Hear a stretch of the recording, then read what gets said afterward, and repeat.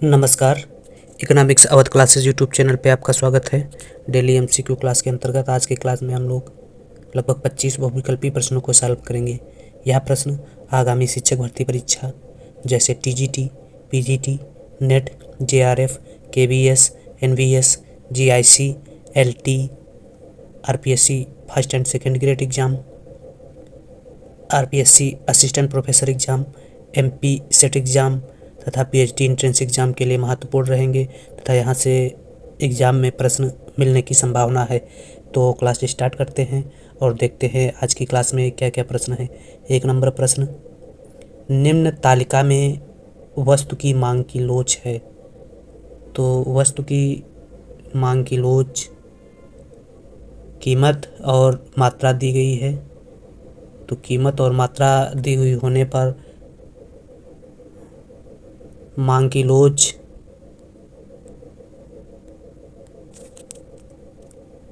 का सूत्र जो है वह dq अपान dp इंटू p अपान q होगा। तो dq कितना हो जाएगा, मात्रा में परिवर्तन जो हो रहा है वह 10 अंक का हो रहा है तो 10/dp, यह dp हो जाएगा 0 का परिवर्तन हो रहा है। कीमत में p प्रारंभिक कीमत जो हो जाएगी 20 और अपान जो है प्रारंभिक मात्रा हो जाएगी 35। तो यहाँ माइनस लगा है तो यहाँ भी माइनस हो जाएगा। तो ये 10 जो है माइनस में ही आएगा तो ये माइनस माइनस प्लस हो जाएगा। तो 200/35 हो जाएगा, 200/0 हो जाएगा क्योंकि 35 का जब 0 से गुणा करेंगे तो 0 हो जाएगा। तो 200/0 तो 0 अनंत इसका आंसर आ जाएगा। ये 1 का सही आंसर हो जाएगा बी। अगला 2 नंबर क्वेश्चन है, निम्न चित्र में प्रदर्शित है। क्या चित्र प्रदर्शित है, इस चित्र में क्या प्रदर्शित हो रहा है। यह चित्र जो है बोर्ड प्रतियोगिता के अंतर्गत फर्म के लाभ की स्थिति को दिखा रहा है। लाभ नहीं, हानि की स्थिति को दिखा रहा है। हानि की स्थिति इसलिए दिखा रहा है क्योंकि फर्म की जो लागत है वह ओ से एस है, ओ एस है लागत, और फर्म की कीमत जो है ओ एच है। लागत ज़्यादा है और कीमत क्या है, फर्म की कम है, इसलिए फर्म को क्या हो रहा है, हानि की स्थिति हो रही है। और इसमें कोई है ही नहीं ऑप्शन में, इसलिए उपरोक्त में से कोई नहीं हो जाएगा। इसके अलावा अल्पकाल में बोर्ड प्रतियोगिता को हानि के अलावा सामान्य लाभ एवं असामान्य लाभ की स्थितियों का सामना करना पड़ता है। सामान्य लाभ की स्थिति में क्या होता है, इसमें एसी, एमसी, एआर, एमआर सब बराबर होते हैं, तो ऐसी स्थिति को सामान्य लाभ की स्थिति कहा जाता है। यह जो आरेख है यह सामान्य लाभ की स्थिति है। और अगर असामान्य लाभ की स्थिति की बात की जाए तो यह एआर एमआर वक्र हो जाएगा और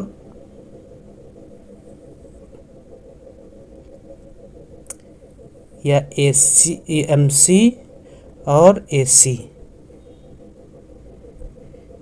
यह कह सकते हैं ये वाला, ये आरेख न्यूनतम बिंदु यह जो हो यह जो है असामान्य लाभ की स्थिति है। यहाँ कीमत ज़्यादा है और वस्तु की लागत कह सकते हैं कम है, तो यह असामान्य लाभ की स्थिति। जब कीमत और लागत बराबर होती है तब सामान्य लाभ की स्थिति होती है।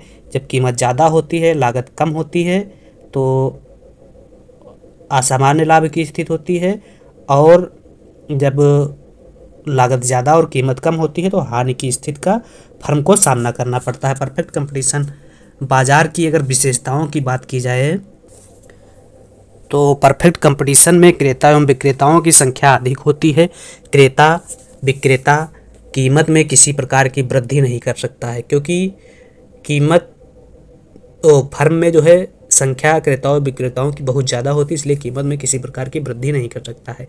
इसके अलावा परफेक्ट कंपटीशन में कीमत बाजार से निर्धारित होती है। फर्म जो है कीमत ग्रहण करता, प्राइस टेकर होती है। परफेक्ट कंपटीशन में फर्म जो है प्राइस टेकर, प्राइस टेकर होती है फर्म। और परफेक्ट कंपटीशन में फर्म की जो मांग है पूर्णतः लोचदार होती है। मांग पूर्णतः लोचदार होने का मतलब हुआ एक्स अक्ष के समांतर। मांग वक्र जो है एक्स अक्ष के समांतर होती है। क्रेता एवं विक्रेता की संख्या अधिक होने के कारण जो है मांग वक्र पूर्णतः लोचदार होती है और सभी क्रेता विक्रेता कीमत ग्रहणकर्ता होते हैं। पूर्ण स्थानापन्न सहजाती या समरूप वस्तुओं का उत्पादन परफेक्ट कंपटीशन में होता है। मांग की आड़ी लोच अनंत होती है और मांग की लोच भी अनंत होती है परफेक्ट कंपटीशन में। MRS XY प्रतिस्थापन की सीमांत दर जो है वह 1 के बराबर होती है और परफेक्ट कंपटीशन में क्रेता विक्रेता को सभी आर्थिक सूचनाएं प्राप्त होती हैं। कोई बाह्य हस्तक्षेप नहीं होता है तथा परफेक्ट कंपटीशन में परिवहन लागत का अभाव होता है। साधन पूर्णतः गतिशील होते हैं। इसके अलावा फर्मों में प्रवेश एवं बहिर्गमन की स्वतंत्रता होती है। दीर्घ काल में स्वतंत्र प्रवेश होता है फर्मों का। इसी स्वतंत्र प्रवेश की वजह से फर्में जो है सामान्य लाभ तक पहुंच जाती हैं और अल्पकाल में प्रवेश जो है प्रतिबंधित होता है। तो यह परफेक्ट कंपटीशन की कुछ प्रमुख विशेषताएं थी। अगला क्वेश्चन है माइक्रो इकोनॉमिक्स निम्न में से संबंधित नहीं है। आर्थिक विकास से, आर्थिक विकास का सिद्धांत, आर्थिक कल्याण का सिद्धांत, आय का सिद्धांत, कीमत का सामान्य सिद्धांत। तो अगर माइक्रो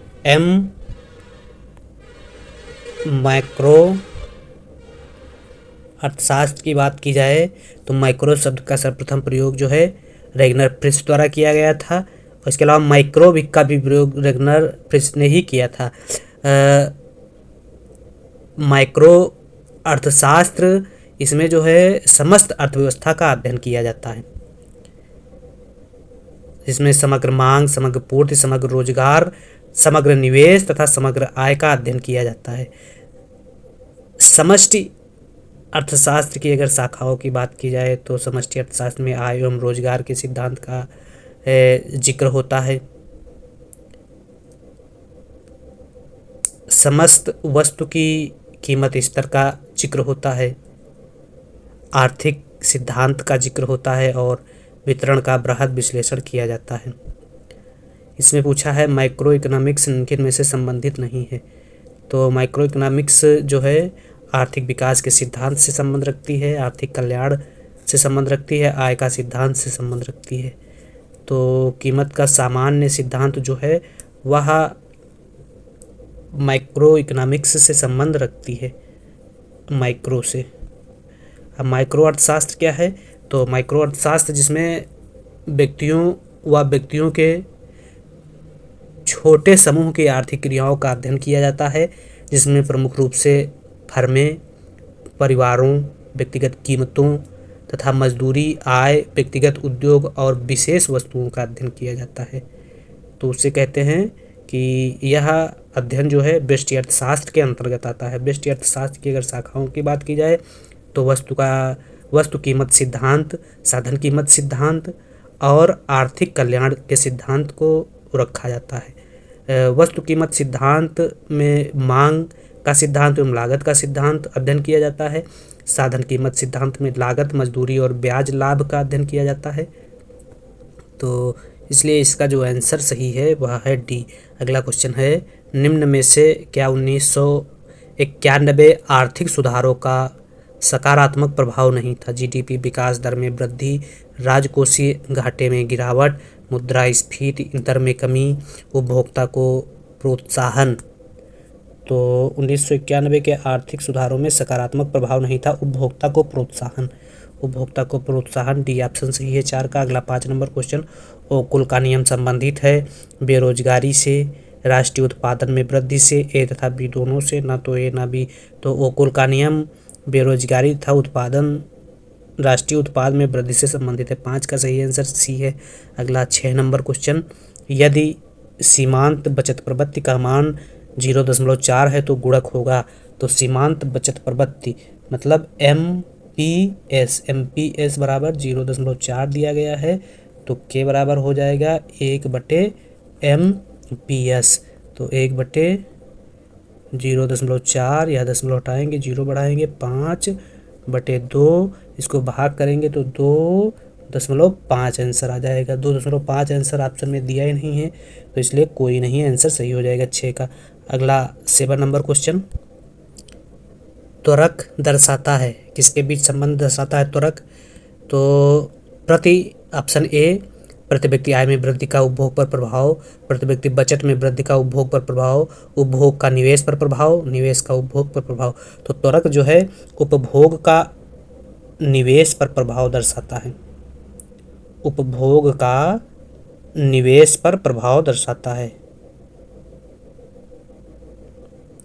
उपभोग का निवेश पर प्रभाव। डेल्टा त्वरक बराबर होता है डेल्टा I/डेल्टा C, तो सी ऑप्शन इसका सही है। अगर त्वरक सिद्धांत के प्रतिपादन की बात की जाए तो त्वरक सिद्धांत का पहली बार प्रतिपादन जो है 1917 में J.M. क्लार्क द्वारा किया गया था। इसके बाद हिग्स, सैमुअल्सन और गुडविल ने व्यापार चक्रों के संबंध में त्वरक सिद्धांत को विकसित किया। त्वरक का नियम जो है इस तथ्य पर काम करता है कि पूंजी वस्तु की मांग उन उपभोग वस्तुओं की मांग से व्युत्पन्न होती हैं जिसके उत्पादन में वे सहायक होते हैं। त्वरक जो है डेल्टा I/डेल्टा C द्वारा प्रदर्शित किया जाता है, जिसमें डेल्टा I जो है निवेश में शुद्ध परिवर्तन की दर को बताता है और डेल्टा C उपभोग व्यय में शुद्ध परिवर्तन की दर को बताता है। तो इस प्रकार से 7 का सही आंसर C है। अगला 8 नंबर क्वेश्चन, यदि स्वायत्त निवेश में 100 करोड़ रुपए की वृद्धि होती है और उपभोग की सीमांत प्रवृत्ति 0.8 है तो संतुलित आय के स्तर में कितनी वृद्धि होगी? तो संतुलित आय के स्तर में वृद्धि ज्ञात करने के लिए गुणक बराबर हो जाएगा, पहले गुणक ज्ञात करेंगे, फिर डेल्टा Y में जो है संतुलित आय में वृद्धि ज्ञात की जाएगी। तो गुणक बराबर 1/1 माइनस MPC दिया गया है। MPC कितना है? 0.8 है, तो गुणक निकलेगा 1/1 माइनस 0.8 हो जाएगा तो 0.2 हो जाएगा। तो गुणक हो जाएगा, दशमलव हटेगा 0 बढ़ जाएगा 5, गुणक का मान हो जाएगा 5। अब डेल्टा Y बराबर K इंटू डेल्टा I, तो इसमें हो जाएगा डेल्टा Y K कितना है? K का मान जो है गुणक का मान 5 आया है, डेल्टा I कितना है? डेल्टा I दिया गया है 100, क्वेश्चन में दिया गया है 100 करोड़, तो यह गुणे हो जाएगा 100 करोड़। तो जब गुणा कर देंगे तो हो जाएगा 500 करोड़ रुपया की वृद्धि होगी। यदि स्वायत्त विनियोग में 100 करोड़ रुपए की वृद्धि होती है और उपभोग की सीमांत प्रवृत्ति जो है 0.8 है तो संतुलित आय के स्तर में 500 करोड़ रुपए की वृद्धि होगी। इस प्रकार से 8 का सही आंसर C है। अगला 9 नंबर क्वेश्चन, यदि उपभोग की सीमांत बचत प्रवृत्ति 0 हो तब सरल या सकल निवेश गुणक का मान होगा। जब उपभोग की सीमांत बचत प्रवृत्ति 0 होती है तो सकल निवेश का मान जो है वह होगा 1 के बराबर। सी सही है 9 का। अगला 10 नंबर क्वेश्चन, वास्तविक शेष प्रभाव दिया C मायर्स ने, AC पिगू ने, A मार्शल ने, टॉबिन्स ने। तो AC पिगू द्वारा वास्तविक शेष प्रभाव दिया गया। केन्स के रोजगार सिद्धांत का प्रारंभिक बिंदु है प्रभावपूर्ण मांग, उपभोग की प्रवृत्ति, बचत की प्रवृत्ति, पूंजीवाद सिद्धांत। तो केन्स के रोजगार सिद्धांत का जो प्रारंभिक बिंदु है वह प्रभावपूर्ण मांग है। 11 का सही आंसर ए है। अगला 12 नंबर क्वेश्चन, आर्थिक सिद्धांत में मांग की लोच की एक संकल्पना का प्रयोग सर्वप्रथम किसने किया? तो आर्थिक सिद्धांत में मांग की लोच की संकल्पना का सर्वप्रथम प्रयोग मार्शल द्वारा किया गया था। 12 सही आंसर सी है। अगला 13 नंबर क्वेश्चन, निम्न कोट की वस्तु की स्थिति में जब आय बढ़ती है तो उसका उपभोग घटता है, उसका उपभोग स्थिर रहता है, उसका उपभोग बढ़ता है, निम्न में से कोई नहीं। तो निम्न कोट की वस्तु की स्थिति में जब आय बढ़ती है तो निम्न कोट की वस्तु का उपभोग जो है वह घटता है। आय बढ़ने पर निम्न या गिफिन वस्तु का उपभोग जो है उपभोक्ता द्वारा घटा दिया जाता है। तो घटता है किस ऑप्शन में है?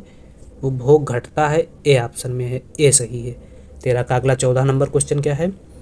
14 नंबर क्वेश्चन, यदि मांग फलन डी बराबर 500 माइनस 2p हो तो p प्रति इकाई कीमत जो है, तो कीमत हो जाएगी इसमें कोई नहीं।